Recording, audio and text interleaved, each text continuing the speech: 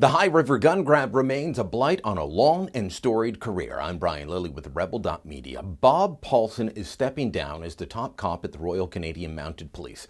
He has served as commissioner of the RCMP since November 2011. He spent 32 years serving with the Mounties, another 6 years in the Army. Anyone that has served their country for 4 decades, they've got to be admired, and hats off to Paulson.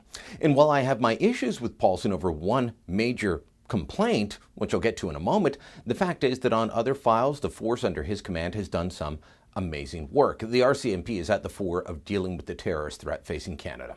Over the past several years, the force has had to adapt to a growing number of would-be jihadis, including many that have left the country and returned and could do us real harm.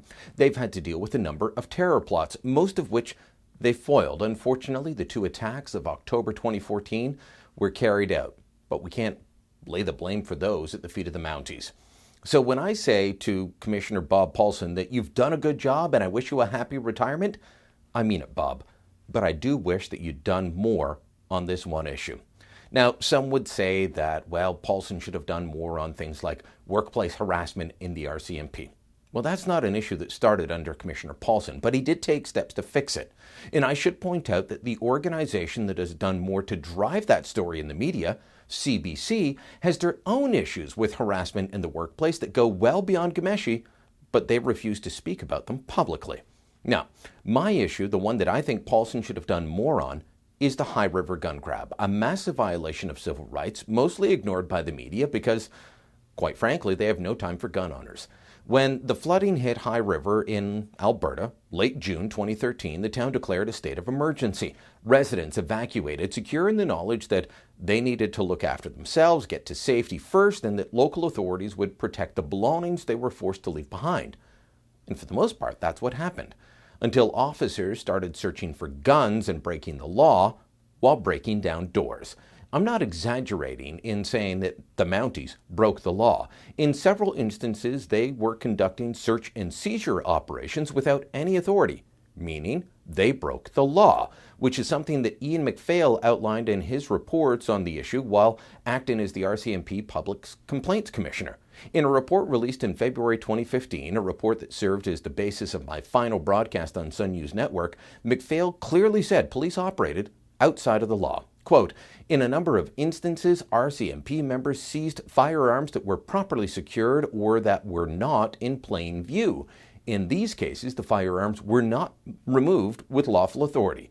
Not removed with lawful authority. In plain language, if I remove something from your home without lawful authority, it's called stealing. Now, I'm not saying the Mounties were thieves, but even in emergency situations, there are rules that must be followed. Section 8 of the Charter is clear. Illegal search and seizure is not allowed. Quote, everyone has the right to be secure against unreasonable search or seizure, end quote. Defenders of Paulson and the Mounties on this file simply say, well, there was a state of emergency, therefore anything goes. Well, something tells me that if there was a state of emergency and police targeted the homes of visible minorities instead of gun owners, well, then the folks at the Globe and Mail, CBC, the Toronto Star, and elsewhere, they'd be singing a different tune. Now, it's true that due to the state of emergency, aspects of common law, and yes, even Section 489 of the Criminal Code, some of the forced entries of homes were absolutely justified, even without a warrant.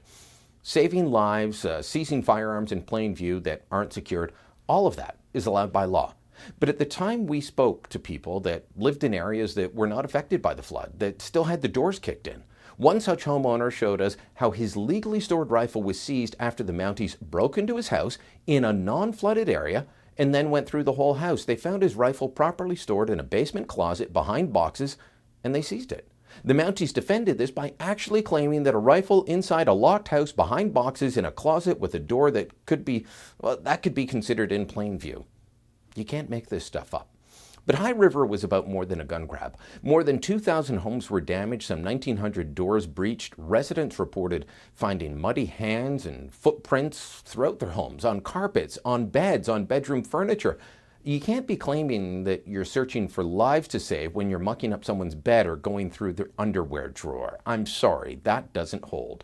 There's more than $2 million in damages that have been paid out by the RCMP due to damage they caused. Commissioner MacPhail's final report detailed a number of findings that, well, some of these home searches were not reasonable at all. Finding number 23. In a number of cases, RCMP members' forcible entries to facilitate home inspections caused significant damage and were not reasonable in circumstances where buildings were unaffected by the flood. What I was just talking about. But he also found that police broke the law and their own rules in seizing guns and material inside homes. Finding number 29. In a number of cases, the RCMP seized firearms which were lawfully secured. Finding number 30. RCMP members were not authorized by the criminal code to seize secured firearms. One homeowner says they had an entire locked gun safe removed from their home with 11 rifles in it. There was nothing illegal about the gun safe. They'd followed all the rules. It was still taken. What else did Commissioner MacPhail find? Well, finding number 34, where a secondary entry into a building was not authorized under the Emergency Management Act or the common law, the seizure of unsecured firearms was also unauthorized. Finding number 37. In several cases, the searches exceeded their authorized scope by expanding from a search for people or pets to search for firearms or contraband. Unauthorized search is a nice bureaucratic way to say police broke the law. Now, for all of those that say these searches and seizures were justified by Criminal Code Section 489, well, the RCMP Public Complaints Commissioner disagrees. Finding number 39. RCMP members failed to report to a justice to show that they had reasonable grounds to undertake warrantless searches pursuant to paragraph 489.11a of the Criminal Code. Because while Section 489 does allow for some authorized search and seizure to happen, it all has to be reported to the courts in order for it to be legal. The Mounties didn't do that in High River. The end result of all of this is broken trust between the people of the town and their local police, between gun owners and police across the country. This could have been handled much better by Commissioner Paulson, including by punishing those in Alberta's K Division that were responsible, instead of handing out promotions. Now, I don't expect others in the media to take up this issue. Their antipathy to gun owners, it's well documented. And some of them actually outright lied about what happened at the time or lied about what MacPhail reported. But I do honestly wish that Commissioner Paulson had acted on this rather than retiring with this black mark, this asterisk, on an otherwise outstanding career. If you liked the video you just watched, make sure you never miss a Rebel video again. Click here to subscribe.